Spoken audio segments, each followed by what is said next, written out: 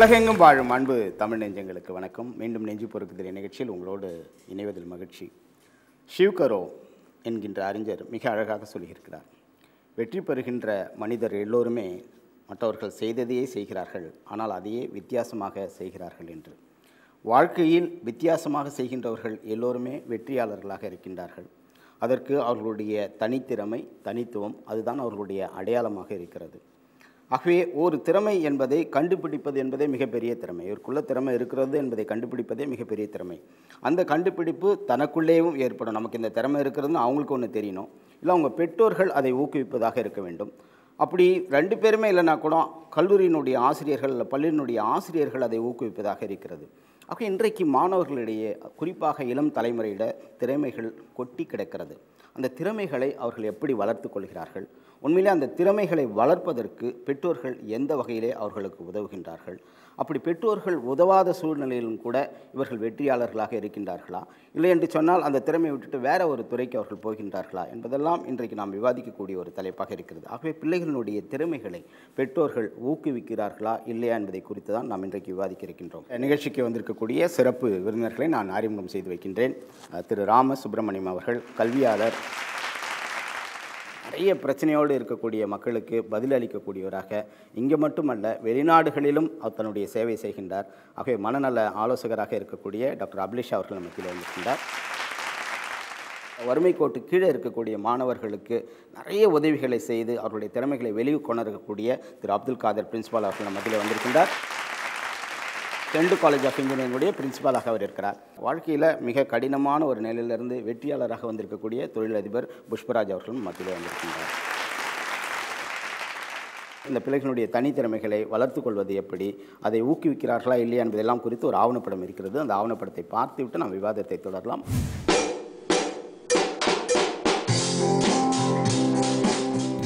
அடையாளம் காணக்கூடிய தனித்திறமைகளை இலக்காக்கி அதை அடைவதற்கு உதவும் வகையில் புதியதும் அரியதுமான ஆலோசனைகள் வழங்கி அவர்களை உருவாக்குவதே பெற்றோரின் முதற்கடமை. இத்தகைய கடமைகளை தனது சிறுவயது தொடங்கி பெற்றோரால் பெற்றுக்கொள்ளும் ஒரு பிள்ளை எதிர்காலத்தில் சிறந்த ஒருவராக திகழ்வான் என்பது வரலாறு. பிள்ளை ஒரு விஷயத்தில் திறமை குறைந்தவர்களாகவும் மற்றொரு விஷயத்தில் திறமை உள்ளவர்களாகவும் இருப்பார்கள். பெற்றோரே அதனை கண்டுபிடித்து ஊக்குவித்து நிவர்த்தி செய்கின்ற போது பிள்ளையின் எதிர்காலம் சிறப்பாக மலரும். பல பெற்றோர்கள் தங்கள் பிள்ளைகளின் தனித்திறமைகளை விட தங்கள் திறமைகளையே பிள்ளைகளின் மீது சுமக்கச் சொல்லி வற்புறுத்துகிறார்கள். பெற்றோர்களின் இத்தகைய மனநிலை பிள்ளைகளின் எதிர்கால வாழ்விற்கு தடையாக அமையும் என்பதை பெற்றோர்கள் புரிந்து கொள்ள வேண்டும். பணிச்சுமை, தொடர்ச்சியான பயண வேலைகள், நேரம் கிடைக்காமை, அயல் நாடுகளில் தந்தை மட்டும் வசிப்பது, இவை போன்ற காரணங்களால் பிள்ளைகள் ஊக்குவிப்பதற்கு ஆள் இல்லாமல் மனவேதனைக்கு ஆளாவது எத்தனை பேருக்கு தெரியும்?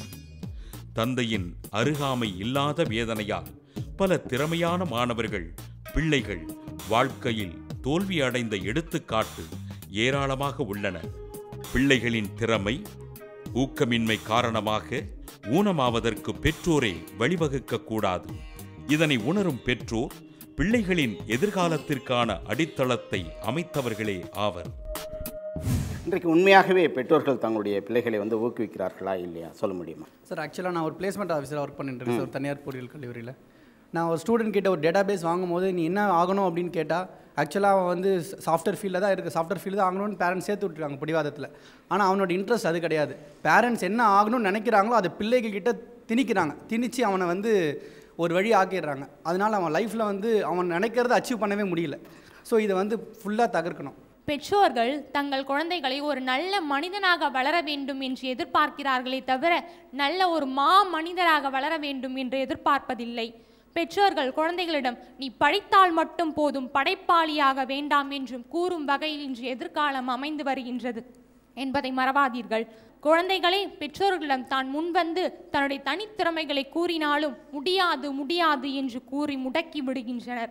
ஐயா, ஒரு குழந்தை ஆஸ்பத்திரியில் பிறந்த உடனே அப்பா அம்மா எடுத்து ராஜா இன்ஜினியர் ஆகணும், டாக்டர் ஆகணும், ஐஏஎஸ் ஆகணும், ஐபிஎஸ் ஆகணும் அப்படின்னு சொல்கிறாங்களே தவிர எந்த பெற்றோராவது என் பிள்ளை டான்ஸர் ஆகணும், சிங்கர் ஆகணும், பெரிய ஸ்போர்ட்ஸ்மேன் ஆகணும் அப்படின்னு யாராச்சும் சொல்கிறாங்களா? படிப்பு மட்டும்தான் ஒருத்தனை சிறந்தவனாக்கும், எல்லாரும் மதிக்கும்படி செய்யும் அப்படின்னு பார்த்தா அதுதான் கிடையாது. அப்படின்னு பார்த்தா நமக்கு இலவச கல்வி மதிய உணவு திட்டத்தை வழங்கிய காமராஜர் கிடையாது, உலகம் முழுக்க புகழ் பேசப்பட்டு கொண்டிருக்க சச்சின் டெண்டுல்கர் நமக்கு இன்னைக்கு கிடச்சிருக்க மாட்டார் அப்படின்றத நீங்கள் கண்டிப்பாக உணர்ந்தே ஆகணும். அதுக்கு அடுத்த விஷயம் என்னென்னு பார்த்தீங்கன்னா, இப்போ என்னம்மா நீ இப்போ வந்து உன் பேரண்ட்ஸ் என்ன உன்னை ஊக்குவிக்கல அப்படின்னு எனக்கு கேட்டிங்கன்னா, நான் நல்லா ஏதோ பேசுவேன். எங்கள் அம்மா கிட்ட போயிட்டு, அம்மா நான் வந்து இந்த மாதிரி வந்து காம்படிஷனுக்கு போகிறேன் ஸ்பீச்சுக்கு அப்படின்னா, பொம்பளை பிள்ளைக்கு எதுக்கு இந்த பேச்சு, ஏமா உன்னை நாளைக்கு கல்யாணம் பண்ணி கொடுத்ததுக்கப்புறம் உன் மாமியார்கிட்ட பேசிட்டு நாளைக்கு என் வீட்டில் வந்து உட்காரத்துக்கா அப்படின்ற கொஷின் தாயா இப்போதைக்கு வருது. நான் இன்னைக்கு பேசிகிட்டு இருக்கேன்னா அதுக்கு காரணம் வந்து எங்களோட ஸ்கூல் டீச்சர்ஸ்னு நான் கண்டிப்பாக சொல்லியே ஆகணும் இந்த இடத்துல. 4th ஸ்டாண்டர்டில் என்னோட திறமையை என் பேரண்ட்ஸ் கிட்ட வெளியிட்டதால் தான் நான் இப்போ பிஎஸ்சி மேக்ஸ் ஃபஸ்ட் இயர் படிக்கிறேன். இது வரைக்கும் என்னை ஊக்குவிச்சுட்டு வராங்க. அதுக்கு காரணம் பேரண்ட்ஸ் தானே சார். எனக்கிட்ட பேச்சு போட்டி திறமை இருக்குது. ஸோ நான் எந்த ஒரு போட்டியில் சேர்ந்தாலும் உன்னால் முடியும், நீ செய்வ, நீ ப்ரைஸ் வின் பண்ணுறியோ வின் பண்ணலையோ அது பிரச்சனை இல்லை, நீ ஒன்றால் முடியும். இத்தனைக்கும் என் பேரண்ட்ஸ் படிக்காதவங்க சார், அவங்களுக்கே அவ்வளோ இது இருக்கப்ப நம்ம தான் நம்மளுடைய திறமையை வெளிக்கொண்டு வரணும். அந்நிய மண்ணில் அன்னை தமிழுக்காக நான் வந்து 8000 ரூபாய் பரிசு தொகை வாங்கியிருக்கேன். அது மட்டும் இல்லாமல் போன மாதம் ஒரு மாநிலத்தில் நான் பட்டிமன்றமும் பேசியிருக்கேன். இன்றைக்கு இந்த மேடையில் உங்களுக்கு முன்னாடி நான் பேசுகிறேன்னா அதுக்கு முழு காரணம் எங்கள் அப்பா அம்மா என்னை ஊக்குவிச்சது தான். என்னோட குழந்தை வந்து என்னுடைய கணவர் இன்னைக்கு 3 மாத காலமாக ஆஸ்பத்திரியில் தான் இருக்கார் சார். அவருக்கு 2 காலும் எரிஞ்சு, இப்போ கரண்ட் ஷாக் எடுத்து 2 காலு கை கருகி போச்சு. 3 டேஸ் முன்னாடி தான் அவருக்கு பிளாஸ்டிக் சர்ஜரி இருந்ததுன்னா 3 மாதமாக ஹாஸ்பிட்டலில் இருக்காங்க. இந்த டயத்தில் வந்து என்கிட்ட வந்து சொன்னான், கண்டிப்பாக நீ போமா, உனக்காக நான் வரேன் அப்படின்னு. அதை தவிர என்னுடைய பையனுக்கு 29ஆம் தேதி மூச்சுக்குழலில் சதை வளர்ந்துருக்கு, ஆப்ரேஷன் 29ஆம் தேதி டேட் கொடுத்துருக்காங்க. அதையும் என்னுடைய கணவரையே எனக்கு பார்த்துக்க ஆள் இல்லை, பக்கத்து வீட்டுக்காரங்களை பார்த்துக்க சொல்லிட்டு வந்திருக்கேன். என்னுடைய குழந்தைய பார்த்துக்க ஆள் இல்லைன்னா அவனை வாலண்டியாக டிஸ்சார்ஜ் பண்ணி கேஷீட்டு வாங்கிட்டு அவனை கூட்டிகிட்டு வந்திருக்கேன் சார். இந்த நிலையிலேயே நான் இந்த பொண்ணை கூட்டிகிட்டு வந்து இங்கே பேச வச்சுருக்கேன்னா நான் ஊக்கப்படுத்தலையா சார் என்னோட பொண்ணை? Very good.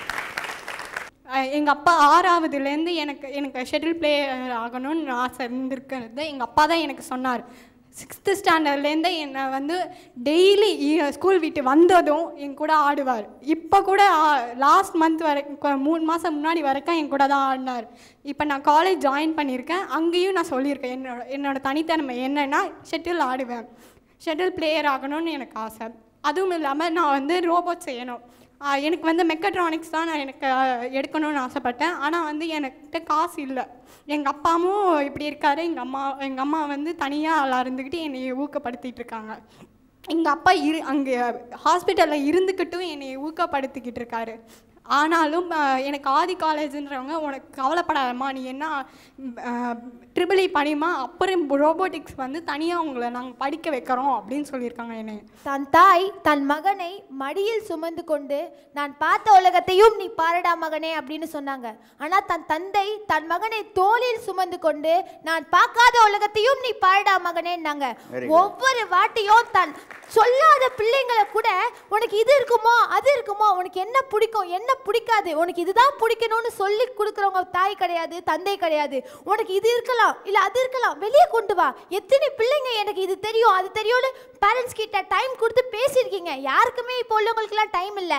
FB வாட்ஸ்அப் உங்கள் ஃப்ரெண்ட்ஸ் கூட ஷேர் பண்ணுற எல்லாத்தையும் உங்கள் பேரண்ட்ஸ் கிட்ட ஷேர் பண்ணலாமே. ஃபஸ்ட்டு நம்மளுக்கு கொடுத்த மிகப்பெரிய கிஃப்ட்னா அது தகப்பன் தான் சார். என்றைக்குமே அவர் தான் நம்மளோட ஃபஸ்ட்டு பெஸ்ட்டு ஃப்ரெண்டுன்னு நான் சொல்கிறேன் சார். நான் இவ்வளோ தூரம் உட்காந்து பேசுகிறேன்னா என் சந்தோஷத்துக்கும் சரி என்னோட கஷ்டத்துக்கும் சரி எங்கள் அப்பா அம்மா மட்டும்தான் காரணம். இதுவரையும் எனக்கு பெஸ்ட்டு ஃப்ரெண்ட்ஸ்னு பார்த்தீங்கன்னா அவங்க 2 பேர் மட்டும்தான் சார். அதை நான் தைரியமாக ரொம்ப பெருமையாக இங்கே உட்காந்து சொல்கிறேன் சார். இப்போ சொல்கிறாங்களா வாட்ஸ்அப் FBயில் நீங்கள் ஷேர் பண்ணுறத பேரண்ட்ஸ்கிட்ட ஷேர். நான் காலையில் காலேஜ் என்ன நடக்குதோ வர வரைக்கும் என்ன நடக்குதோ எல்லாத்தையும் நான் எங்கள் மம்மிக்கிட்ட ஷேர் பண்ணிப்பேன். நான் நல்லா பேசுவேன். எங்கள் மம்மிட்ட போய் சொல்லுவேன் எனக்கு ஆங்கர் ஆகணும்னு ஆசையாக இருக்குது. ஆனால் அவங்க என்ன சொல்லுவாங்க, நீ பொம்பளை பிள்ளை, நம்ம வீட்டில் இருக்கிறவங்க என்ன சொல்லுவாங்களோ, ஊர் என்ன சொல்லுமோ, உறவினர் என்ன சொல்லுவாங்களோ அதை பார்க்குறாங்கக்காண்டி நம்ம திறமையை பார்க்க மாட்டுறாங்க. இதுவரையும் எனக்கு போவாதான் தடுத்துருக்காண்டி இதுவரையும் நீ போமா நீ பேசுமா அப்படின்னு எங்கள் வீட்டில் சொன்னதே இல்லை. எனக்கு வந்து இந்த சிங்கிங் பண்ணணும், டான்ஸ் கிளாஸ் போகணும், அந்த மாதிரிலாம் ஆசை இருக்குது. ஆனால் வந்து அதுக்கு வந்து ஸ்கோப் இல்லை. நீ அதில் போனால் உனக்கு என்ன ஃப்யூச்சர் இருக்குது, அதுக்கு பேக்ரவுண்ட் வேணும், இதெல்லாம் வந்து உனக்கு ஃபேமிலி பேக்ரவுண்ட் வேணும், மணி பேக்ரவுண்ட் வேணும், உனக்கு அதெல்லாம் இல்லை. நீ அதில் போனால் எப்படி ஆகுவ, நீ ஒரு கேர்ளு, இதை ஆம்பளை பையனாக நான் அனுப்பிச்சிருப்பேன். ஆனால் வந்து இதெல்லாம் அனுப்புறதில்ல, கேர்ள்ஸ்னால அனுப்புறதில்ல. அதுவும் இல்லாமல் அதில் போனால் உனக்கு ஸ்கோப் கிடையாது அப்படின்னு சொல்லிட்டு வேறு இதில் எங்களையே பிரெயின் வாஷ் பண்ணுவாங்க. எங்கள் அம்மா அப்பா வந்து என்கிட்ட வந்து பேசுவாங்க, அதெல்லாம் ஓகே தான். பட் ரொம்ப ஃப்ரெண்ட்லியாலாம் இருக்க மாட்டாங்க. ஆனால் எனக்கு ஆசை எங்கள் அம்மா அப்பா என்கிட்ட அந்த மாதிரி ஃப்ரெண்ட்லியாக இருக்கணும் அப்படின்னு ஆசை. ஒரு பேரண்ட்ஸ்னால் எப்படி இருக்கணுமோ அப்படி இருப்பாங்க. அவங்க ஸ்ட்ரிக்டாக இருக்க தப்புன்னு சொல்லலை, என்னதான் இருந்தாலும் ஒரு எதிர்பார்க்குற ஒரு அன்பு கிடைக்கல. சின்ன வயசுலேருந்து ஒரு டிசைனிங் ஃபீல்டுலாம் போகணும், சிவில் டிசைன் ஃபீல்டு தான் போகணும்னு சொல்லிட்டு என்னோடய ஃபேன்ஸில் 12th எஜுகேஷன் முடிச்சதுக்கப்புறம் நான் கன்வே பண்ணுறேன். எதிர் வீட்டில் இருக்கவங்க படிச்சுட்டு இருக்காங்க, ECT பவன் படிச்சுட்டு இருக்காங்க, நீங்கள் அதை படி இதை படி, இன்றைக்கி இதுதான் க்ரோத் அப்படின்னாங்க. இன்றைக்கி ஒவ்வொரு துறையும் ஏற்றத்தாழ்வுகள் இருக்குது. ஆனால் இன்றைக்கி என்னுடைய கனவு கண்ட துறையில் என்னால் பயணிக்க முடியல, நான் இன்னொரு துறையில் பயணிச்சிட்ருக்கேன். இதனால் என்னுடைய க்ரோத்தோ என்னுடைய ஃப்யூச்சர் அச்சீவ்மெண்ட் என்னால் அச்சீவ் பண்ண முடியாதுட்டு இருக்கேன். இருந்தாலும் மற்ற துறையில் நான் போயிட்டுருக்கேன். ஆனால் என்னுடைய பேரண்ட்ஸ் என்னை எடுத்திருந்தாங்கன்னா நான் என்னுடைய துறையில் வெற்றி அடைஞ்சிருப்பேன். சார், நான் தனியார் பொறியியல் கல்லூரியில் துறை தலைவராக இருக்கேன், இயந்திரவியல் துறை தலைவராக இருக்கேன். என்னோடய கல்லூரியில் பார்த்தீங்க அப்படின்னா பெற்றோர்கள் என்ன பண்ணுறாங்க அப்படின்னா அவங்களோட ஆசைகளை தான் திணிக்கிறாங்க. எதிர் வீட்டு பையன் BE முடிச்சுட்டு USA இருக்கான், பக்கத்து என்னோடய ஆன்ட்டி பையன் பார்த்திங்கன்னா சிங்கப்பூரில் இருக்கான். ஸோ அது மாதிரி நீ வரணும் அப்படின்னு சொல்லிட்டு அவனுடைய தனித்திறமைகளை வீணடிச்சிட்டு அவனை திணிச்சு கொண்டு பொறியியல் கல்லூரியில் சேர்க்க விடுறாங்க. ஃபஸ்ட் இயரில் கொஞ்சம் கஷ்டப்பட்டு படிக்கிறான். பட் இருந்தாலும் அவனோட கனவுகள் எல்லாமே பார்த்திங்கன்னா அவனோட தனித்திறமைகளை நோக்கி தான் இருக்குது. அவன் ஸ்டில் அந்த 4th இயர் வரைக்கும் பார்த்திங்கன்னா அவன் சரியாகவே படிக்கிறது கிடையாதுங்க. கடைசியில் கூப்பிட்டு நாங்கள் 4th கவுன்சிலிங் பண்ணிகிட்டே தான் இருப்போம். கேட்கும்போது எல்லாமே அவன் சொல்கிறது என்னென்னா, எனக்கு இது இன்ட்ரெஸ்ட்டே இல்லை சார், எங்கள் பேரண்ட்ஸ் என்னை திணிச்சிட்டாங்க, எனக்கு இதில் இன்ட்ரெஸ்ட் இல்லை, எனக்கு ஃபுல்லாகவே எனக்கு கிரிக்கெட்டில் ரொம்ப இன்ட்ரெஸ்ட்டு சார், நான் சிங்கர் ஆகணும்னு இன்ட்ரெஸ்ட்டு சார், எனக்கு ட்ரம்ஸ் ரொம்ப இன்ட்ரெஸ்ட், இதுதான் இன்ட்ரெஸ்ட் எனக்கு. ஸோ நம்ம என்னதான் அவனுக்கு கவுன்சிலிங் பண்ணி அவனை படிக்க வச்சாலும் இந்த மாதிரி ஏதாவது காம்படிஷன் நடக்கும்போது அவன் ஓடி வாங்கிக்கிட்டு வெளியில் போயிட்டு அந்த அதுக்கு தான் ஃபுல்லாகவே கான்சன்ட்ரேஷன் பண்ணுறேனே தவிர நிறைய அரியர் வாங்கிடுறாங்க. 20 அரியர் 25 அரியர் வாங்கிடுறான். அவனால் அந்த பொறியியல் டிகிரியே முடிக்க முடியாத அளவுக்கு போயிடுறாங்க. ஸோ அது முழுக்க காரணம் பேரண்ட் அந்த ஸ்டூடெண்ட்டோட தனித்திறமைகளை பார்த்து அவனை ஊக்குவிக்காமல் அவங்களோட ஆசைகளை திணிச்சதால் தான் இந்த மாதிரி நிறைய விஷயங்கள் நடக்குது. திருக்குறள் பயிற்சியை கொடுத்துட்டு மாணவர்களுக்கு செங்கல்பட்டில் 60 பேர் 1330 குறள் முடிச்சிருக்காங்க. அதில் 5 பேர் வந்திருக்காங்க. சரி, இந்த 60 பேருமே அவங்க பெற்றோர்களை ஊக்கப்படுத்தி தான் இந்த சாதனை படைச்சிருக்காங்க. தமிழக அரசு விருது ரூபாய் 10,000 வாங்கியிருக்காங்க. இந்த பெற்றோர்கள் இல்லை என்றால் இந்த தனித்திறமை அவர்களுக்கு வந்திருக்காது. ஈண்டபொழுதின் பெரிதுவக்கும் தன் மகனை சான்றோன் என கேட்ட தாய்ன்னு சொல்லுவாங்க. இந்த 60 பிள்ளைகளோட அம்மாவும் அந்த இன்பத்தை அனுபவித்து விட்டார்கள். அவருடைய உழைப்பு அவரோட ஊக்கம் தானே தவிர மாணவருடைய உழைப்பு மட்டும்தான் இருக்குது. ஊக்கம் அனைத்தும் பெற்றோர்களுக்கே சொந்தம். தனித்திறமைகளை சோதிக்கக்கூடிய ஒரு விஷயத்தை பார்க்க போகிறோம். அதாவது குழந்தைகள் திருக்குறளை மனப்பாடமாக சொல்லுவாங்க அப்படின்றாங்க. நீங்கள் ஆசிரியராக இருக்கனால நீங்கள் ஒரு குறளை சொல்லுங்கள், அதுக்கு அடுத்த குறள் அவங்க என்ன சொல்கிறாங்கன்னு சொல்லி பார்க்கலாம். நீங்கள் ஒரு குறள் சொல்லுங்கள். கோளில் பொறியில் குணமிலவே என் குணத்தான் தாளை வணங்காத்தலை புடவை பெருங்காலே நீந்த சேராதா தம்மின் தம்மக்கள் அறிவுடைமை மாநிலத்து மண்ணிற்கெல்லாம் இனிது ஈண்ட புத்தி பெருவுக்கு தம்மகனை சான்றோன்னு கேட்ட தாய். ஒழுக்கம் விழுப்பம் தரலான், அதுக்கு அடுத்த குறள் என்ன சொல்லுங்க? ஒழுக்கம் விழுப்பம் தரலான் ஒழுக்கம் உயிரினும் ஓம்பப்படும் படுந்தோமி கொள்கை தேடின் தலைப்படாதா. Very good. சரி, இன்னும் ஜெனரல் நாலேஜே இருக்கிறது அவங்க கிட்ட. ஜிகே அதான் ஒரு நிமிடம். கேபிட்டல்ஸ்: அருணாச்சல பிரதேஷ், இட்டாநகர், ஆந்திரா, ஹைதராபாத், அசாம், திஸ்பூர், பீகார், பாட்னா, சத்தீஸ்கர், ராய்ப்பூர், குஜராத், காந்திநகர், கோவா, பனாஜி. சரி, இது வரைக்கும் நம்ம பிரதம மந்திரிகள் பேர்லாம் சொல்லு. ஜவஹர்லால் நேரு, புசானந்தா, அப்துல் சாஸ்திரி, இந்திரா காந்தி, மொராசி தேசாய், சரண் சிங், ராஜீவ் காந்தி, VP சிங், சந்திரசேகர், நரசிம்மன், வாஜ்பாய், தேவகவுடா, ஐக்கிய குஜராத், மன்மோகன் சிங், நரேந்திர மோடி. இந்த மாதிரி நிறைய இவங்க என்வரிசை கேட்டாலும் சொன்ன கீழே இருக்கவங்க என்வரிசை சொன்னாலும் சொல்லுவாங்க. பண்புடைமை என்ற அதிகாரத்தில் ஒரு 3 குறள் சொல்லுமா? என்பதால் இதில் எளிதென்ப யார் மாட்டும் பண்புடைமை என்னும் வழக்கு. அன்புடைமை ஆன்ற குடிப்பிறத்தல் இவ்விரண்டும் பண்புடைமை என்னும் வழக்கு.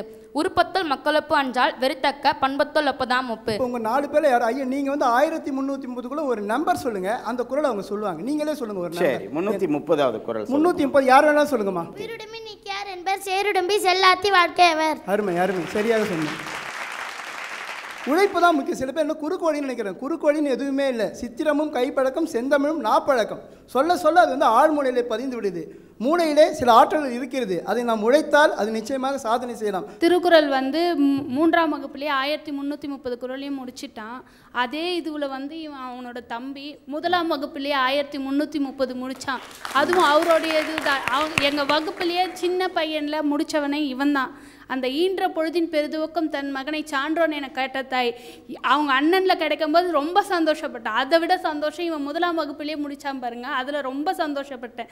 இதுவெல்லாம் நாங்கள் கலெக்டரை வந்து டிவிலையோ இல்லை எங்கேயாவது தூரத்துல இருந்தோ தான் பார்த்துருப்பேன். என்னோட பையன் கலெக்டர்கிட்ட போய் அரசாங்கம் தமிழக அரசில் தேர்வு பட்டு 10,000 பரிசு வாங்கும்போது கலெக்டர் கிட்ட போய் நின்று நான் ரொம்ப சந்தோஷப்பட்டேன். என் கண்ணில் தண்ணி தான் வந்தது. அப்போது அவங்க அப்பாவும் ஏன் இதில் சேர்க்குறேன்னு சொன்னார். அதுக்கப்புறம் அவங்க அப்பா ரொம்ப சந்தோஷப்பட்டார். அவர் வந்து தனியார் நிறுவனத்தில் தான் வேலை செய்கிறாரு. அப்புறம் வந்து சோஷியல் சர்வீஸ் வந்து இந்த ஹோம் கார்டில் இருக்கார். நேற்று கூட திருப்பூரில் போயிட்டு டியூட்டி பார்த்துட்டு இன்றைக்கும் விடியற்காலில் பெருங்குளத்தூரில் டியூட்டி பார்த்துட்டு பெரிய பையனை கூட்டின்னு போயிருக்கான். அவங்க அண்ணன் தான் வரதா இருந்தது இன்னைக்கு. அவரால் வர முடியலன்னு எங்கள் ஐயா வேண்டான்னு சொன்னார். இவன் சரியா பேச மாட்டான், பேச்சு சரியில்லைன்னு சொல்லிட்டு. அது குரல் சொல்லும் போதே அழகா இருக்கு. அந்த வேண்டான்னு அழகு இருக்கு. எனக்கு தெரியாது, நீங்க கூட்டிட்டு போனோன்னு. அங்க வந்து அவன் அசிங்கப்படுத்திடுவான், எனக்கு வேணவே வேணான்னாரு. இல்லை ஐயா ஒரே ஒரு வாய்ப்பு கொடுங்கன்னு கேட்டேன். அதுக்கு தான் எங்கள் ஐயாவுக்கு தான் ரொம்ப நன்றி சொல்லணும். அவரால் தான் இன்னைக்கு இங்கே வந்து இவனை பற்றி எல்லாருக்கும் தெரியுது. ஆசிரியர்களும் பெற்றோர்களும் அந்த சேர்ந்து ஒரு குழந்தையை உருவாக்கக்கூடிய சூழ்நிலை நம்ம பார்த்தோம். 30 கோடி முகமுடையாள் உயிர் மொய்ப்புற ஒன்றுடையாள் உயிர் செப்பு மொழி 18 உடையாள் என சிந்தனை ஒன்றுடையாள். இந்த பாடல் வந்து பாரதியாரோட பாடல். இந்த மாதிரி பாரதியாரோட கவிதைகள்லாம் வந்து நமக்கு எப்படி தெரியுதுன்னா நம்ம பேரண்ட்ஸ் மூலியமாக தான் தெரியுது. நம்மளே போயிட்டு புக்கெல்லாம் ரெஃபர் பண்ணோன்னா அது நடக்கிற காரியம் இல்லை. நம்மளால் பண்ணலாம், ஆனால் நம்மளுக்குன்னு ஒரு எய்ம் இருக்கும். நம்ம வந்து நினைப்போம் இது நம்மளால் முடியாது, இதெல்லாம் எப்படி நடக்கும், இதெல்லாம் நம்மளுக்கு வந்து சரியாக சொல்லித்தர வழி காட்டுற வழி வந்து நம்ம பேரண்ட்ஸ் தான். என் பிள்ளைய வந்து என் பொண்ணு அவளை இன்றைக்கி பிஇ வரைக்கும் நான் படிக்க வைக்கிற திறமை எல்லா திறமைகளும் என்கிட்டயும் இருக்குது, அவளாண்டையும் இருக்குது. இதுக்கு என்கரேஜ் பண்ணுறது நான். எங்கள் வீட்டுக்காரர் என்னை விட்டதுனால தான் இன்றைக்கி காலையில் 3 மணிக்கு வந்து காஞ்சிபுரத்துலேருந்து இங்கே வந்திருக்கேன். அதனால் வந்து மேக்ஸிமம் வந்து என்கரேஜ் பண்ணுறாங்க பேரண்ட்ஸுங்க. பட் ரேர் ஒரு பேரண்ட் வீட்டில் சமுதாயத்துக்காக ஐயோ நீ பெண்கள்னா நீ பெண் குழந்தைன்னா கல்யாணம் ஆச்சுன்னா 2 குழந்தை பேர்த்துட்டா சரியாக போச்சு, அது பெண்கள் இந்திய நாட்டில் அப்படி.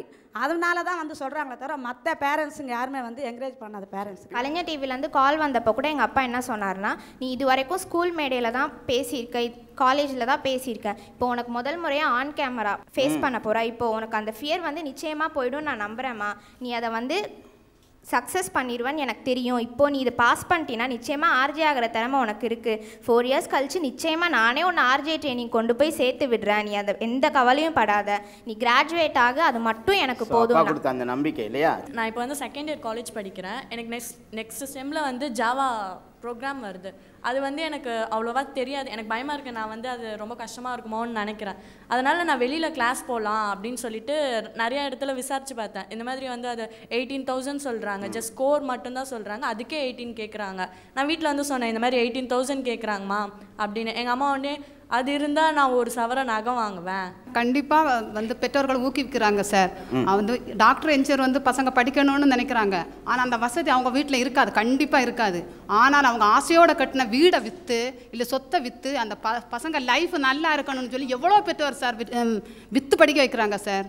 எங்கள் அப்பா என்ன சொல்லுவார்னா, நான் எனக்கு கிடைக்காத படிப்பு உனக்கு கிடைக்கணுமா, இப்போ நான் இங்கே வந்து பேசுறேன்னா அதுக்கு காரணம் எங்கள் அப்பா தான். நாங்கள் வந்து விவசாய குடும்பன்றதால உங்களுக்கு அதை பற்றி தெரியும். அதில் உழைப்பு தான் அதிகமாக இருக்கும், வச்சு வருமானம் அந்த அளவுக்கு இருக்காது.